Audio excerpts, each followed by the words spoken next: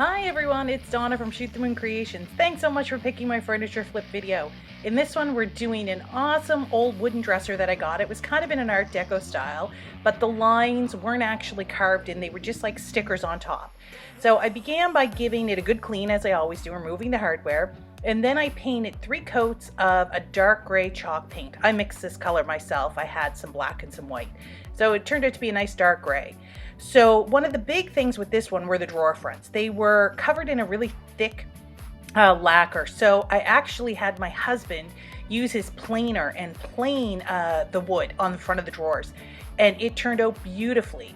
I then stained them with a dark walnut and they look just like Barnwood. It turned out amazingly. I will definitely do this again.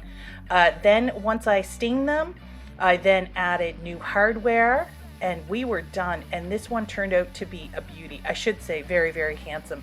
It's a really nice dresser, and to be honest, my husband loved it and he asked if he could keep it. So I was really happy with that.